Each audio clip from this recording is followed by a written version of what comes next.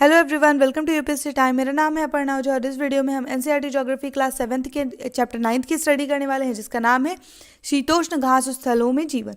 ये टॉपिक हमारे exam perspective से बहुत ज़्यादा इंपॉर्टेंट है, तो वीडियो को स्किप मत कीजिएगा, लास्ट तक जरूर देखिएगा। सबसे पहले हम बात करेंगे घास स्थलों के बारे में।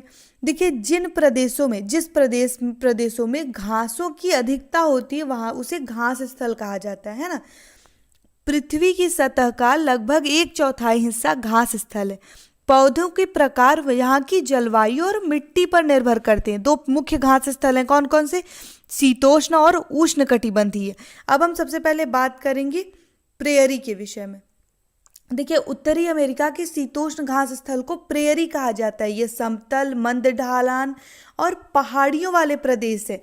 यहाँ पे जो है पेड़ों की संख्या थोड़ी कम होती है और घास स्थल जो है तो यहाँ पे घास बहुत अधिक पाए जाते हैं। 2 मीटर की ऊंचाई तक घास यहाँ पे होती है। प्रेयरी पश्चिम रॉकी पर्वत और पूर्व में ग्रेट लेक से घिरा हुआ है। अमेरिका के ध्यान रखिएगा कि प्रेयरी संयुक्त राज्य अमेरिका के और कनाडा के, यानी संयुक्त राज्य अमेरिका के मिसिसिपी और कनाडा के सास्कोचुआ नदी के कुछ हिस्सों में आता है ना। प्रेयरी घास का मैदान जो है वो वहाँ के आसपास के जो निवासी हैं उसे रेड इंडियंस कहा जाता है। अब हम बात कर लेते हैं जलवायु के विषय में। देखिए, महाद्वीपों के मध्य में स्थित होने के कारण यहाँ पे चरम तापमान वाली महाद्वीपीय जलवायु होती है। गर्मी के समय तापमान 20 डिग्री होता है, ठंडी के समय होता है -20 डिग्री, है ना। इस प्रदेश में बर्फ की मोटी परत जो है वो शीत ऋतु में पाई जाती है। मोटी परत बिछ जाती है शीत ऋतु में, है ना। यहाँ पे सामान्य वार्षिक वर्षा होती है जो कि घासों के विकास के लिए अनुकूल है ना। उत्तरी दक्षिण अवरोध की अनुपस्थिति में यहाँ पे चीनुक नामक स्थानीय पवन बहती है। चीनुक क्या है, थोड़ा सा इसको समझिए। चीनुक आप लिख लीजिएगा, बहुत इंपॉर्टेंट है ये, है ना। देखिए, चीनुक जो है गर्म हवा है जो कि ठंडी के मौसम में चलती है। चीनुक एक गर्म हवा है जो कि शीत ऋतु में बहती है, ठीक है। ये कम समय में ही तापमान को बढ़ा देती है और बढ़ाने के कारण जो बर्फ है वहाँ पे तापमान बढ़ जाएगा तो बर्फ पिघलने लगती है। पशुओं के चरण के लिए यहाँ पे चारागाह जिससे जल्दी से उपलब्ध हो जाता है। अब हम बात करेंगे वनस्पति जात और प्राणी जात के बारे में। देखिए, प्रेयरी सामान्यतः पेड़ विहीन होते हैं। यहाँ जल की उपलब्धता होती है। वहाँ पे सरपत यानी विलो, फिर आल्डर, फिर प्लॉपलर जैसे पेड़ पाए जाते हैं। 50 सेंटीमीटर से अधिक वर्षा वाले प्रदेशों के लिए कृषि उपयुक्त होती है, क्योंकि यहाँ की जो मिट्टी है वो काफ़ी उपजाऊ होती है। यद्यपि कुछ मुख्य फसल होती है यहाँ पे, जैसे कि मक्का। यहाँ पे सबसे मुख्य फसल कौन सी है? मक्का है।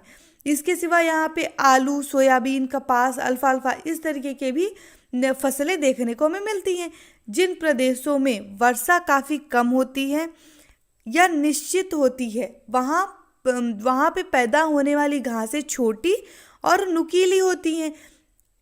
यह प्रदेश मवेशियों को पालने के लिए उपयुक्त होता है। मवेशी मतलब कि जैसे गाय, भैंस, भेड़ इस तरीके की, ठीक है।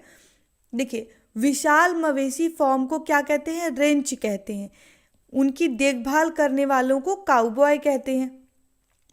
बाइसन या अमेरिकी भैंसे इस प्रदेश के महत्वपूर्ण पशु हैं, इसे ध्यान रखिएगा। बाइसन या फिर जो है अमेरिकी भैंसे, कहीं भी ऐसा आता है तो कंफ्यूज मत होइएगा। अन्य जीव कौन से हैं? जैसे खरगोश पाया जाता है। इसके सिवा फिर यहाँ पे प्रेयरी कुत्ते पाए जाते हैं ना। इसके सिवा काइचोट पाया जाता है। इस तरीके के यहाँ पे जीव पाए जाते हैं। देखिए, कृषि यहाँ का बड़ा खाद्यान्न उत्पादक है। मुख्य उद्योग है दुग्ध उत्पादन और खनिज पदार्थ कौन कौन से यहाँ पे पाए जाते हैं? कोयला पाया जाता है, लोहा पाया जाता है ना। ओके, अब हम बात करेंगे वेल्ड के बारे में। देखिए, दक्षिणी अमेरिका के शीतोष्ण घास स्थल को वेल्ड कहते हैं। ये उर्मिल पहाड़ होते हैं। इनकी ऊंचाई 600 मीटर से 1100 मीटर तक होती है। ये ड्रैक्सकर्ब पर्वतों के से घिरा हुआ होता है ना। पश्चिम में कालाहारी रेगिस्तान स्थित है और उसके उत्तर में उच्च वेल्ड स्थित है ना। इसे उत्तर पूर्व में उच्च वेल्ड स्थित है, इसे ध्यान रखिएगा।